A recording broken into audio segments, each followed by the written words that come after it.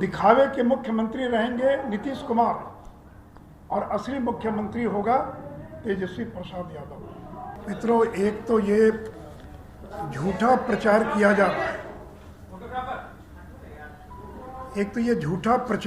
रहा है, कि आरसीपी सिंह को बिना नीतीश कुमार की सहमति के केंद्र में मंत्री बना दिया गया।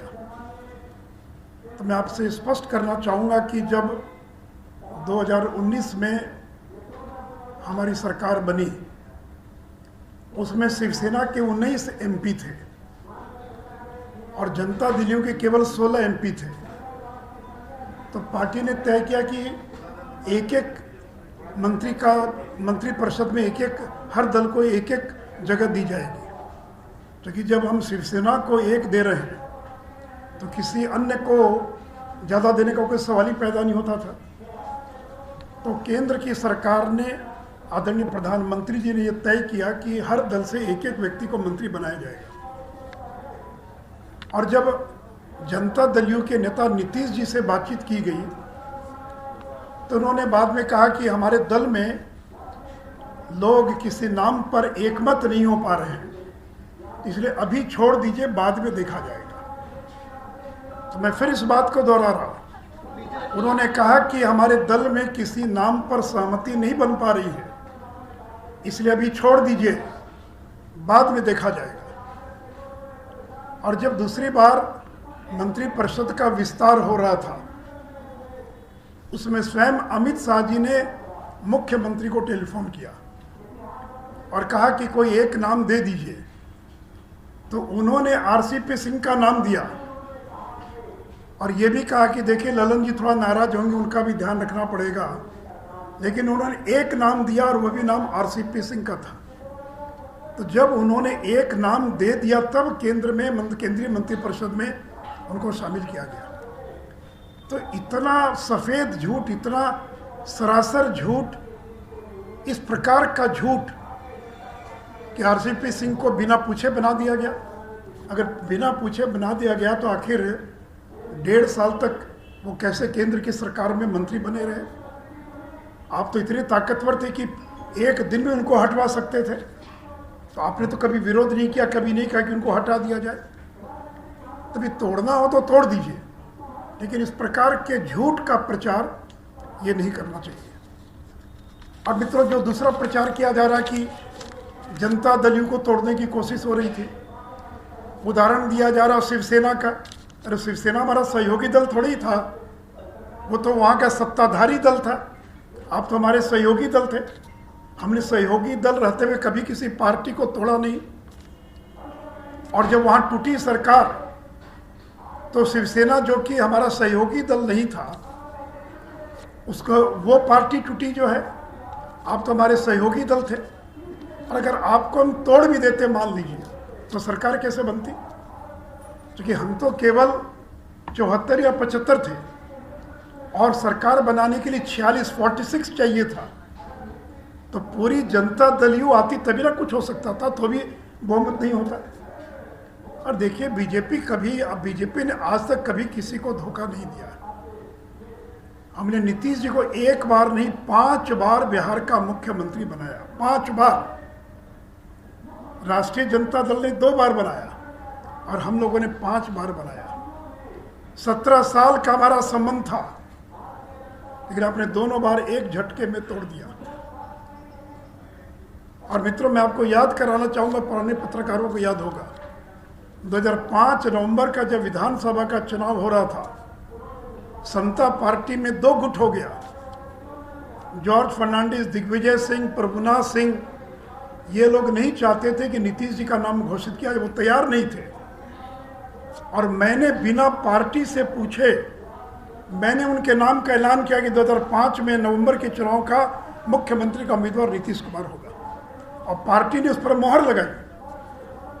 तो जिस बीजेपी ने आपको 5 बार बिहार का मुख्यमंत्री बनाया, आपके पार्टी के विरोध के बावजूद आपके नाम का ऐलान किया और आपको मुख्यमंत्री बनाया, उस पार्टी को आपने धोखा दे दिया। और देखिए मित्रों, ये जो विश्वासघात है, ये केवल बिहार की जनता के साथ विश्वासघात नहीं है, 2020 के अंदर वोट मिला नरेंद्र मोदी के नाम पर, आपके नाम पर वोट नहीं मिला। अगर आपके नाम पर भी वोट मिला होता तो हम 150 पौने 200 पार कर जाते। अगर आपके नाम पर वोट मिला होता तो आपको कल 43 सीट नहीं मिली होती। जब लगा कि हालात स्थिति ठीक नहीं है, तब नरेंद्र मोदी ने एक एक दिन में 3-3, 4-4 रैलियां की, जी जान लगा दिया। तो 2020 का जनादेश नरेंद्र मोदी के नाम पर है। 2020 का जनादेश नरेंद्र मोदी का जनादेश है। और 2020 में जब नरेंद्र मोदी आए तो ये तो समाज के सभी तबकों का वोट मिल रहा था, लेकिन जो अति पिछड़ा समाज है, जो 30-35% है, क्योंकि नरेंद्र मोदी अति पिछड़ा समाज से आते हैं। अति पिछड़ा समाज उनको अपना नेता मानता है। अति पिछड़ा का एक एक वोट गिनकर नरेंद्र मोदी की झोली में पड़ गया, तब आप मुख्यमंत्री बने और तब बिहार के अंदर हमारी सरकार बनी। तो नीतीश जी, ये केवल नरेंद्र मोदी का अपमान और नरेंद्र मोदी के साथ विश्वासघात नहीं है, ये बिहार के जो अति पिछड़ा समाज है, जो 30% अति पिछड़ा है, उसको आपने अपमानित किया है। और ये वही राजद के लोग हैं जिनके 15 साल में अगर सबसे ज़्यादा कोई प्रताड़ित हुआ तो ये अति पिछड़ा समाज के लोग हुए, जिनकी ज़मीनों पर कब्जा कर लिया जाता था, मार के भगा दिया जाता था, वोट नहीं देने दिया जाता था। और जिसको लालू जी ने कभी जिन कहा था, वो जिन जब आपके साथ आ गया तब सरकार बनी। और आज वो जिन आपके साथ नहीं है, वो भारतीय जनता पार्टी के साथ है, नरेंद्र मोदी के साथ है। इसलिए ये गलतफहमी ना रहे। 2015 और 2020 में बहुत अंतर है। उस समय अति पिछड़ा आपके साथ था, आज नरेंद्र मोदी के साथ है। और नरेंद्र मोदी की लोकप्रियता पहले की तुलना में कई गुना ज़्यादा है।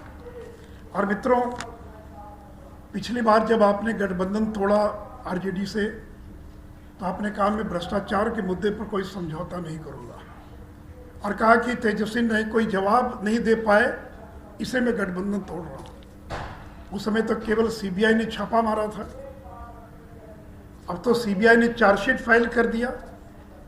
तो आपके मंत्रिमंडल में जो डिप्टी सीएम बनने जा रहे हैं वो चार्जशीटेड हैं, भ्रष्टाचार के मामले में चार्जशीटेड हैं, वो बेल पर हैं। कल कोर्ट अगर चाहे तो उनकी बेल को खारिज कर सकता है, उनको दोबारा जेल भेज सकता है। तो तेजस्वी यादव ये भ्रष्टाचार से जुड़े IRCTC घोटाले के मामले में ये चार्जशीटेड हैं, ये बेल पर हैं, उनका ट्रायल शुरू हो गया है। और इतने पुख्ता सबूत हैं कि उस ट्रायल का परिणाम उनकी जेल जाने में भी हो सकता है, उनकी सजा के रूप में भी हो सकता है। तो आपकी मंशा क्या है? क्या आप राष्ट्रीय जनता दल को तोड़ना चाहते हैं? क्या आपकी साजिश है कि राष्ट्रीय जनता दल को तोड़कर और मैं बिहार का मुख्यमंत्री बना रहा हूँ?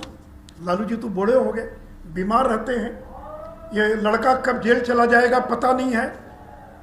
तो मित्रों, इसलिए मैंने कहा कि लालू जी ने कहा था पलटू राम, बीजेपी ने नहीं कहा था। इसलिए ये कल राष्ट्रीय जनता दल को भी धोखा दे सकते हैं, इसलिए राजद के नेताओं को भी और सावधान रहने की आवश्यकता है। मित्रों, उनकी महत्वाकांक्षा को लेकर बात हो रही है। मित्र, मैं आपको बताना चाहूँगा कि उनके नज़दीकी लोगों ने कई बार प्रयास किया कि उनको उपराष्ट्रपति का उम्मीदवार घोषित कर दिया जाए। उनके लोग आए, हमारे नेताओं से मिले और कहा कि नीतीश जी को उपराष्ट्रपति बना दीजिए, बिहार में आप सरकार चलाइएगा आप लोग। लेकिन जब बीजेपी का अपना मोह है तो हम किसी दूसरे को क्यों उपराष्ट्रपति बनाते? तो पता नहीं, मुझे शायद ये भी कोई कारण हो सकता है। और मित्रों, नई सरकार बन गई है, आज शपथ ग्रहण होगा और मैं केवल राष्ट्रीय जनता दल को स्मरण कराना चाहूँगा कि तेजस्वी यादव ने प्रेस कॉन्फ्रेंस में कहा था, अपने हर भाषण में कहा था और कहा था कि 15 वर्ष के एनडीए शासन में रिक्त पड़े 4.5 लाख पद भरने के साथ साथ 5.5 लाख स्थायी पदों का सृजन, कुल 10 लाख स्थायी नौकरियों की समयबद्ध बहाली की प्रक्रिया पहले ही कैबिनेट बैठक में पहले दस्तखत के साथ शुरू होगी। तो मित्रों, तेजस्वी यादव को इसी नाम पर वोट मिला, इतनी बड़ी संख्या में सीटों को जीतने में उनको सफलता मिली। तो मैं इनको याद कराना चाहूँगा, आज या कल मंत्रिपरिषद के गठन के बाद जब कैबिनेट की पहली बैठक होती है तो आपका वायदा था, हर भाषण में आप जोर जोर से कहते थे कि कैबिनेट की पहली बैठक में और पहला हस्ताक्षर होगा कि बिहार के 10 लाख लोगों को रोजगार दिया जाएगा, सरकारी नौकरी, रोजगार यानी प्राइवेट सेक्टर में नहीं, सरकारी नौकरी दी जाएगी। इसलिए मैं क्या आपको स्मरण कराना चाहूँगा, और हम रोज रोज आपको स्मरण कराते रहेंगे कि आपका 10 लाख नौकरियों का वायदा था, आप उस वायदे को पूरा कीजिए। और मित्रों ने एक और वायदा किया था कि किसानों का कर्ज माफ करेंगे। तो बिहार का किसान आपसे जानना चाहता है कि आप किसानों का कर्ज कितने दिनों में माफ करेंगे। और साथ ही साथ आपने कहा, आपने कहा कि आशा कार्यकर्ता, आंगनबाड़ी सेविका, सहायिका, रसोई कर्मियों के मौजूदा मानदेय को दुगना करके और जीविका दीदियों को नियमित वेतन नौकरी उपलब्ध कराई जाएगी। तो जो आशा वर्कर है, आगे ये जो आशा है, आंगनबाड़ी सेविका, सहायिका है, उनके वेतन को, उनके मानदेय को आपने दुगना करने की घोषणा की है। और नियोजित शिक्षकों के बारे में आपने कहा है कि समान काम समान वेतन की नीति लागू की जाएगी। तो इसलिए मित्रों, मैं उम्मीद करता हूं कि आपने जो वायदा किया था उस वायदे के अनुरूप, चूंकि डी फैक्टो चीफ मिनिस्टर तो तेजस्वी यादव है, नीतीश जी तो केवल जिसको टिटुलर हेड कहते हैं वो दिखावे के मुख्यमंत्री होंगे। उनकी संख्या 80 है, आपकी संख्या 45-46 है। और लालू यादव के काम करने का तरीका क्या सब लोग जानते हैं। तो दिखावे के मुख्यमंत्री रहेंगे नीतीश कुमार और असली मुख्यमंत्री होगा तेजस्वी प्रसाद यादव। इसे मित्रों, केवल कि मैं जो उन्होंने वायदा किया था उस वायदे को याद कराते हुए, और अंत में केवल कि बीजेपी ने कोई कसर नहीं छोड़ रखी थी कि अगर कोई शिकायत है तो हम आपकी शिकायत दूर करने के लिए तैयार हैं। 2 बार धर्मेंद्र प्रधान आए, उन्होंने कोई शिकायत नहीं की, नहीं सब ठीक चल रहा, कोई दिक्कत नहीं है। और ठीक सरकार गिरने के एक दिन पहले हमारे पार्टी के एक बड़े वरिष्ठ नेता ने दिल्ली से फ़ोन किया कि नीतीश जी सब ठीक तो है? बोला सब ठीक है, कोई दिक्कत नहीं है। तो पूछा कि ये ललन सिंह का बयान आ रहा देख रहे हैं टीवी पर, तो कहा कि जैसे आपकी पार्टी में गिरिराज सिंह है वैसे हमारे पार्टी में ललन सिंह है, आप इन बयानों की चिंता मत कीजिए। फिर कहा कि भाई आपके बहुत सारे और नेताओं का भी तरह तरह का बयान आ रहा है। बोला अरे नेता लोग हैं, प्रवक्ता हैं, कुछ न कुछ बोलते रहते हैं, कोई दिक्कत नहीं है। पूछा कोई शिकायत हो, कोई कठिनाई हो? तो कहा कि नहीं कोई दिक्कत नहीं, ऑल इज वेल। और अब कह रहे हैं कि मुझे अपमानित किया जा रहा है। अरे क्या अपमानित किया आपको? आप ही बता दें क्या अपमानित किया, बताना चाहिए ना, एक शब्द बोल देने से तो नहीं होगा। तो मित्रों, अब तो सरकार बन गई, पार्टी ने जो कार्यक्रम घोषित किया उस कार्यक्रम के अनुसार हम काम करेंगे। तो पहली बात कि ये नरेंद्र मोदी का अपमान है, ये बिहार के अति पिछड़ों का अपमान है। और बिहार का अति पिछड़ा अगले चुनाव के अंदर एक एक वोट नरेंद्र मोदी की झोली में देकर इसका बदला लेने का काम करेगा। और जो अपमानित करने की बात करते हैं कि जो मैंने विस्तार से जिक्र किया आरसीपी सिंह का प्रकरण, तो मैंने सारी बातों का आपको जिक्र कर दिया है, 10 लाख नौकरियों की भी बात कही है। तब देखिए आगे आने वाले दिनों में नई सरकार किस तरह से काम करती है।